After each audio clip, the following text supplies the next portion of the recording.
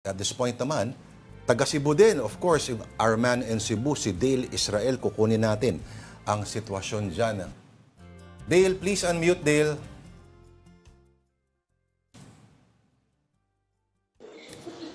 Okay, may hapon, Lord and Denise. The death toll in the entire Cebu province, kaka-announce lang kanina, is 123. The Cebu provincial government continues to monitor the situation as rescue and clearing operations still remain underway in many areas. According to the latest data as of 1 p.m., the death toll breakdown is as follows. Iloan has 20 deaths with 16 still unidentified, 25 in Compostela, and Consolacion has 1, Danao City has 9, Mandawi City has 12, Talisay City has 7, Balamban has 8, Bantayan 1, Tabogon 1, Asturias and Cebu City has 17. This brings the total number of fatalities to 123 in the entire province. The number of people staying in evacuation center has also increased, and it reached 87,500 families, or nearly 300,000 individuals across Cebu province. Classes remain suspended in all levels throughout the province as authorities continue to prioritize yung safety and rehabilitation from Typhoon Tino. Power outages are still affecting several areas, including Danao City, Asturias, Bugo City, Midilien, Daan Bantayan, and Consolacion. There is also no telecommunication signal in the Camotes group of islands and the municipalities of Oslob, Liloan, Danao, Asturias, Tabogon, and Sogod. Provincial authorities continue to coordinate with our national agencies for relief operations and power restorations and rehabilitation efforts. Back to you, Lord and Denise. Dale, kamusta naman yung mga residentes, especially the ones staying in the evacuation center? Okay naman ba yung nakukuha nilang tulong in terms of yung food, the water, pati na rin yung medical needs nila?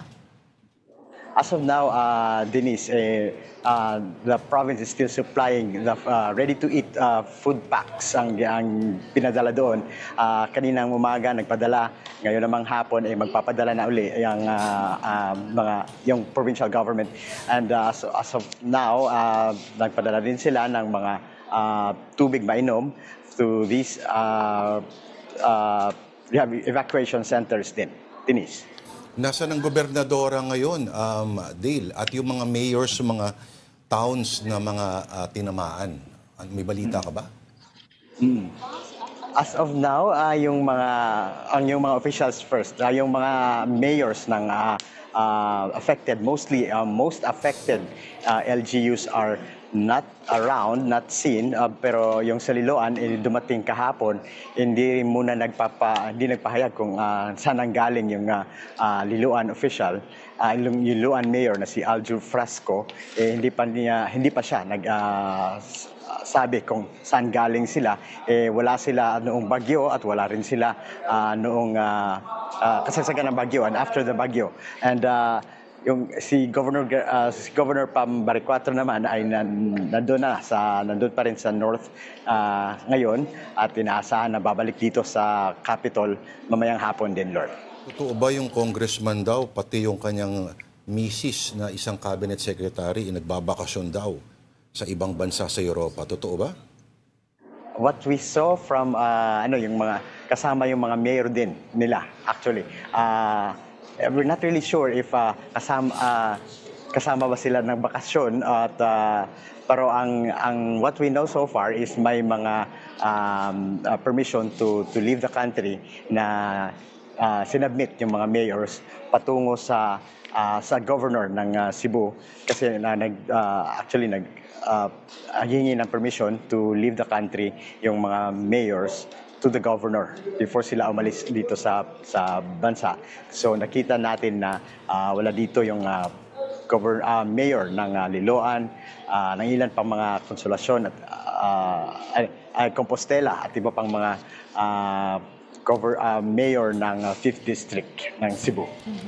And Dale, can you confirm this for us as well, na Cebu got 26 billion pesos in flood control funds over the last 3 years and yet we can see grabe yung nangyaring pagbabaha. Ano raw ang nangyari sa pondo according to the LGU? Anong explanation? One of the explanation, what we saw actually is the, a lot of the flood control projects were poured into this southwestern town. It's in Malabuyok, in southwestern Cebu. Nagtataka yung iba kung bakit nandoon sa Malabuyok yung mga flood control projects. The biggest chunk of those flood control projects is in Malabuyok. And why not in the usually flooded areas in Cebu City and Mandaue City?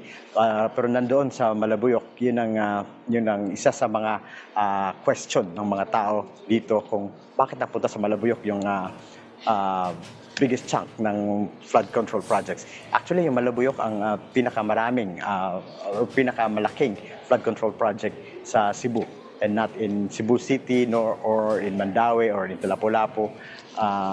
Usually yung metro cities yung kasi ang binabaha, pero nandoon siya sa Malabuyok na hindi naman sinasabi natin hindi naman siya flood prone area.